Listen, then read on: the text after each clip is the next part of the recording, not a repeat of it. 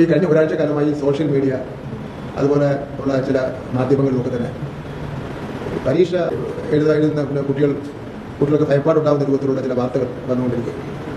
കുട്ടികളുടെ രക്ഷകർത്താക്കളും കുട്ടികളും ഒക്കെ തന്നെ വിദ്യാഭ്യാസ വകുപ്പുമായിട്ടും മന്ത്രിയായിട്ടൊക്കെ തന്നെ ബന്ധപ്പെടുകയാണ്. ചിലവർ മുഖാർപ്പണത്തിൻ്റെ കൊണ്ടുവരികയാണ്. അപ്പോൾ അവരുടെ ആശങ്ക എന്ന് വെച്ചാൽ പരീക്ഷ എഴുതാൻ പ്രയാസമായിരിക്കുമോ എന്നുള്ള ആശങ്കയാണ്. ചില മാധ്യമങ്ങളിലൊക്കെ തന്നെ വരുന്ന വാർത്ത കണ്ടുകൊണ്ട് കുട്ടികളും രക്ഷകർത്താക്കളും ഉത്കണ്ഠപ്പെടേണ്ട ഒരു കാര്യവുമില്ല. അതുകൊണ്ട് SSLC പരീക്ഷയെ സംബന്ധിച്ചിടത്തോളം കുട്ടികൾക്കോ രക്ഷകർത്താക്കൾക്കോ ഇതിലൊരു ഉത്കണ്ഠപ്പെടേണ്ട കാര്യമില്ല. ചില അധ്യാപകരും ചില തെറ്റായ പ്രചരണം നടത്തുന്നുണ്ട്. അതുപോലെ തന്നെ ട്യൂഷൻ എടുക്കുന്ന സ്ഥാപനങ്ങളിലെ അധ്യാപകരും കാര്യങ്ങൾ മനസ്സിലാക്കാതെയുള്ള പ്രചരണം നടത്തുന്നുണ്ട്.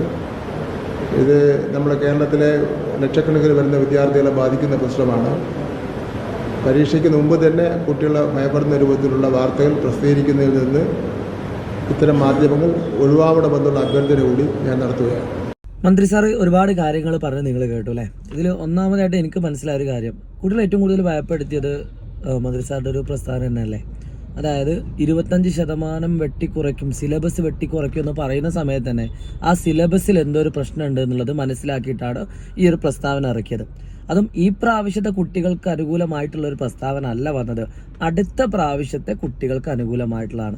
തീർച്ചയായിട്ടും ഈ ഒരു വാർത്ത തന്നെയല്ലേ കുട്ടികൾ ഏറ്റവും കൂടുതൽ ബുദ്ധിമുട്ടാക്കുന്നത്. അപ്പം ടീച്ചേഴ്സ് എക്സാം ടഫാവുന്നൊക്കെ പറയുന്ന സമയത്ത് ഡെഫിനറ്റ്ലി എക്സാം ടഫാക്കുന്നുണ്ട്. നമ്മുടെ ഓണം എക്സാമിനും ക്രിസ്മസ് എക്സാമിനൊക്കെ ക്വസ്റ്റ്യൻ പേപ്പറിൻ്റെ പാറ്റേൺ കാണുന്ന സമയത്ത് നമുക്കതിൻ്റെ വ്യത്യാസം മനസ്സിലാക്കാൻ പറ്റും. തീർച്ചയായിട്ടും അത് ശരിക്കും സ്വീകാര്യമായിട്ടുള്ളൊരു കാര്യമാണ്. കുട്ടികളുടെ ക്വാളിറ്റി കൂടുന്നത് യാതൊരു സംശയമില്ല. കുട്ടികൾ പണ്ട് പഠിക്കുന്നതിനേക്കാൾ ഒരുപാട് കൂടുതൽ സമയം പഠിക്കാനിരിക്കുന്നുണ്ട്. അതൊക്കെ ബെനിഫിറ്റ് തന്നെയാണ്. പക്ഷേ അപ്പോഴും നമ്മൾ മനസ്സിലാക്കേണ്ട ഒരു കാര്യം എന്ന് വെച്ചാൽ ഈ കുട്ടികൾ 9ാം ക്ലാസ്സിൽ എത്തിയ സമയത്താണ് ആദ്യമായിട്ട് ടെക്സ്റ്റ് ബുക്ക് മാറുന്നത്. ഇവർ 10ാം ക്ലാസ്സിലേക്ക് എത്തിയ സമയത്താണ് ആദ്യമായിട്ട് ക്വസ്റ്റ്യൻ പേപ്പറിൻ്റെ പാറ്റേൺ മാറുന്നത്. 20% ടഫുള്ള ക്വസ്റ്റ്യൻസ് ഉൾപ്പെടുന്നത്. എല്ലാം കൊണ്ടും ഇവർ ഭയങ്കര ഡൗൺ ആണ്. കുട്ടികളുടെ ഒപ്പം തന്നെയാണ് നിന്ന് സംസാരിക്കുന്നത്. സോ ഇങ്ങനത്തെയൊക്കെ കാര്യങ്ങൾ നമ്മൾ ഇംപ്ലിമെൻറ്റ് ചെയ്യുമ്പോൾ നല്ലത് തന്നെയാണ്. പക്ഷേ പതിയെ സ്റ്റെപ്പ് ബൈ സ്റ്റെപ്പായിട്ട് വേണം ഇംപ്ലിമെൻറ്റ് ചെയ്യാൻ. എല്ലാം കൂടി ഒരൊറ്റ ടീമിന് മാത്രമായിട്ട് കൊടുക്കരുത്. ഈ വർഷം ഇതില്ല, അടുത്ത വർഷം അത് കീവ് എന്ന് പറയുമ്പോൾ കുട്ടികൾ ഓട്ടോമാറ്റിക്കലി ഡൗൺ ആവില്ലേ. സോ ഇതിന് എൻ്റെ ഒരു പരിഹാരം കൂടി ഞാൻ പറയാം.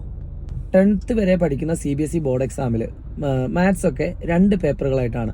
അതായത് സ്റ്റാൻഡേർഡ്, ബേസിക് എന്ന് പറയുന്ന 2 പാറ്റേൺ. ഇപ്പോൾ എല്ലാ കുട്ടികളും സയൻസ് ഇഷ്ടപ്പെട്ട് മേലോട്ട് പോകണമെന്നൊന്നുമില്ല. അപ്പോൾ സയൻസ് ഇഷ്ടപ്പെടാത്ത ഒരു കുട്ടിക്ക് മാത്സ് പഠിക്കണം നിർബന്ധമില്ല.